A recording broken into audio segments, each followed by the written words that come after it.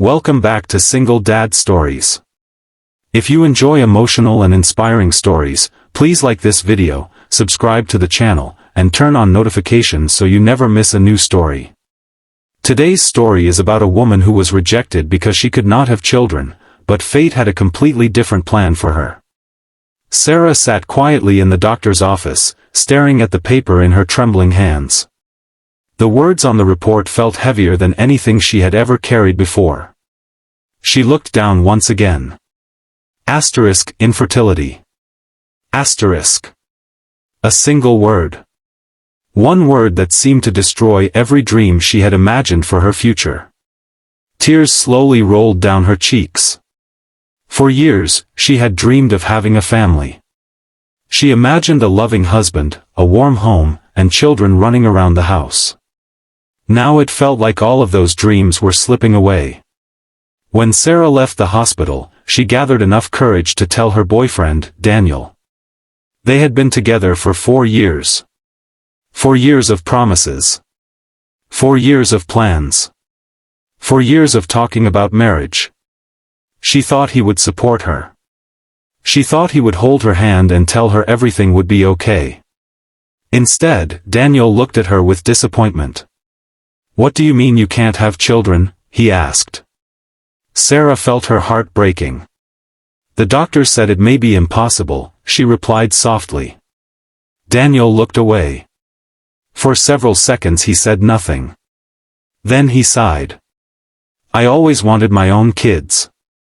Sarah felt cold. "Daniel, there are other ways to build a family." But Daniel was already shaking his head. "I'm sorry, Sarah." 3 words. 3 words that destroyed her world. A week later, he ended their relationship. Just like that. 4 years gone. Sarah cried herself to sleep every night. The pain wasn't only about losing Daniel. It was the feeling that she wasn't enough.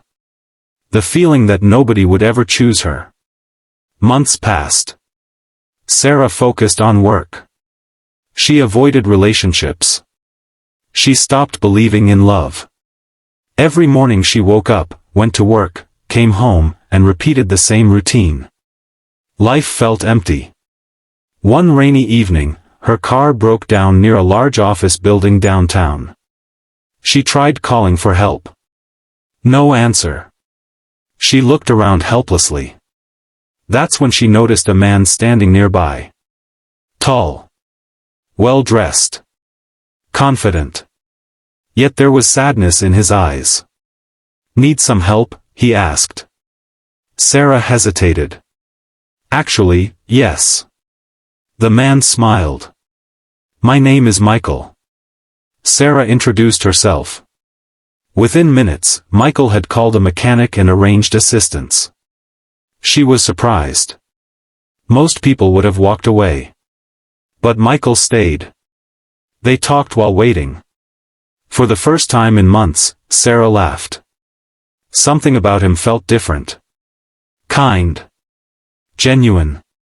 Real. What Sarah didn't know was that Michael wasn't just any businessman. He was the CEO of one of the city's most successful companies. And he was also a single father raising 4 children. His wife had passed away 3 years earlier. Since then, Michael had devoted his life to his children. Yet despite his success, he felt lonely. Every night after the children went to sleep, the silence in his large house reminded him of everything he had lost. Before leaving that evening, Michael handed Sarah his business card. "It was nice meeting you." Sarah smiled politely. "You too." Neither of them knew that this simple meeting would change both of their lives forever. A few days later, Sarah received a phone call. It was Michael. He invited her for coffee. At first she hesitated. She wasn't ready for another relationship. But something told her to say yes. The coffee turned into dinner. Dinner turned into long conversations.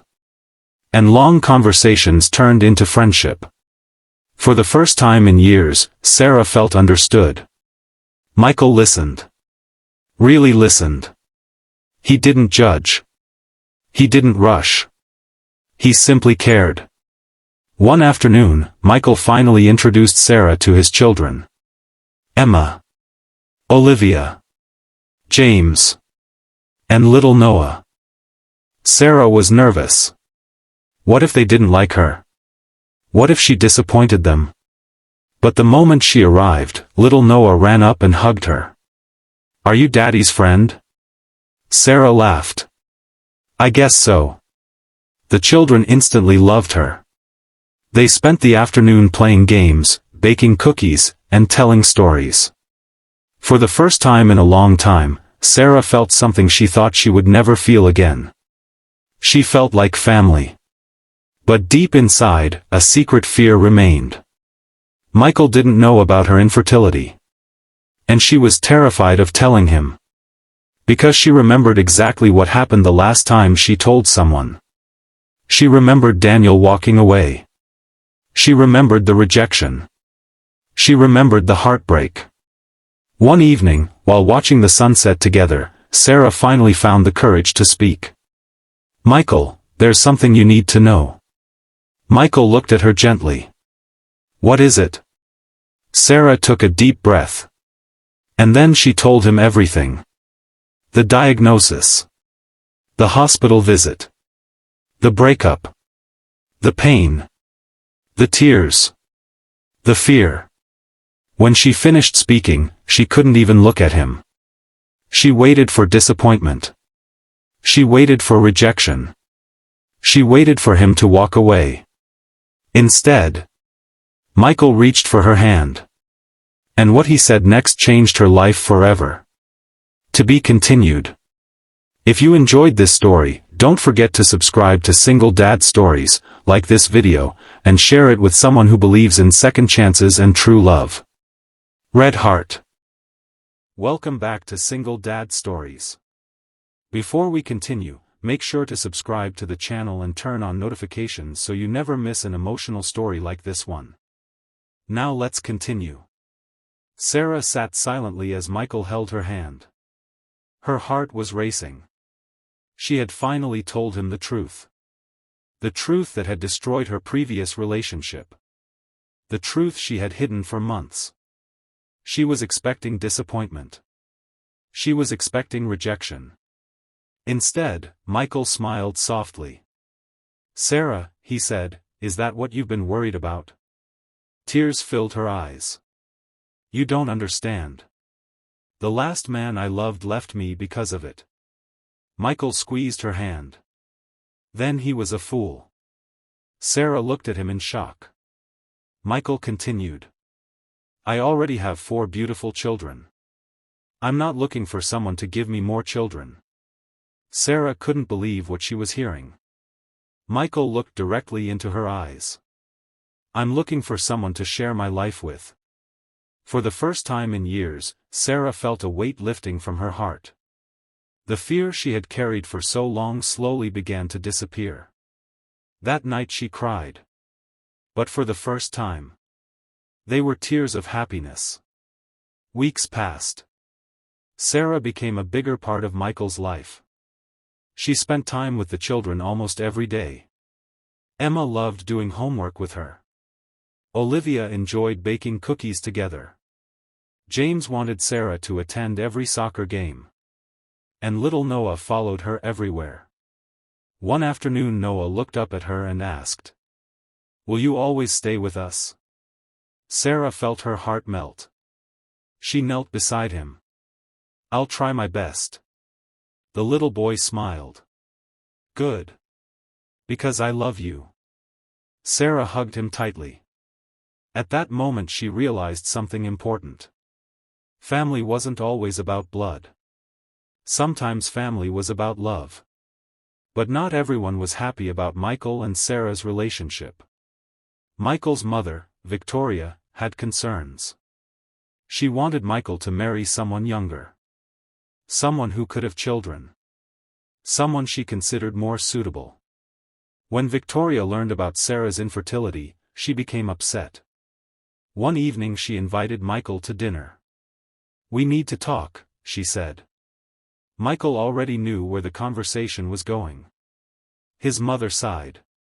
"Are you sure about this woman?" Michael nodded. "Absolutely." Victoria frowned. "She can't give you children."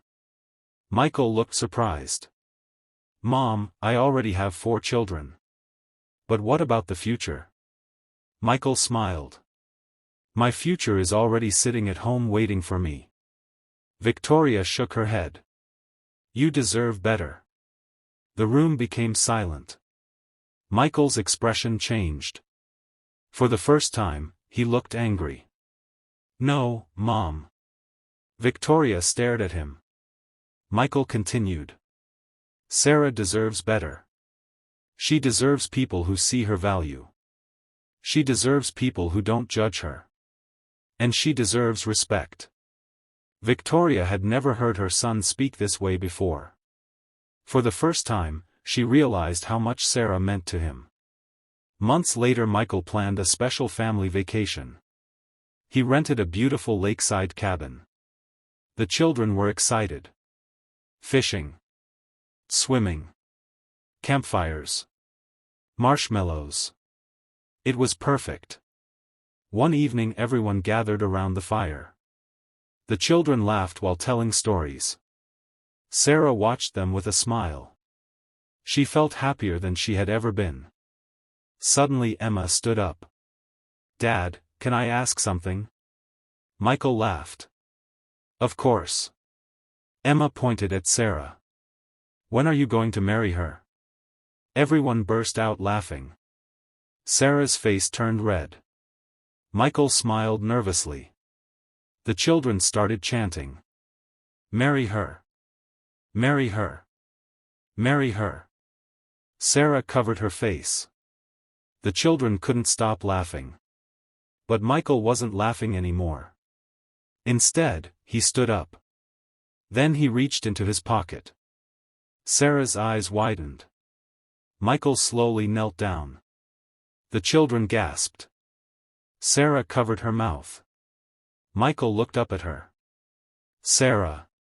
His voice trembled. "You came into our lives when we needed you most. You brought happiness back into our home. You loved my children like your own. And you showed me that love is stronger than fear." Tears streamed down Sarah's face. Michael opened a small ring box. "Will you marry me?" The children exploded with excitement. Sarah couldn't stop crying. For years she had believed nobody would ever choose her. Now someone was choosing her completely. Not despite her past. Not despite her struggles. But because of who she was. She looked at Michael. Then at the children. Then back at Michael. Finally she smiled. "Yes." The children screamed with joy. Little Noah nearly fell into the lake from excitement. Everyone laughed. Michael placed the ring on Sarah's finger. And for the first time in a very long time, Sarah felt whole. She felt loved. She felt chosen. A year later they were married. The wedding wasn't fancy. It wasn't huge. But it was perfect. The children stood beside them. Friends and family celebrated. Even Victoria eventually accepted Sarah and grew to love her. As Sarah looked around that day, she realized something beautiful. The man who rejected her had only closed one door. But life had opened a much bigger one. The future she thought she lost had found its way back to her. Just in a different form. And sometimes, that's where the greatest blessings are found. The end. If you enjoyed this emotional story, please like, share, and subscribe to Single Dad Stories for more heartwarming stories every week. Red Heart Open Book.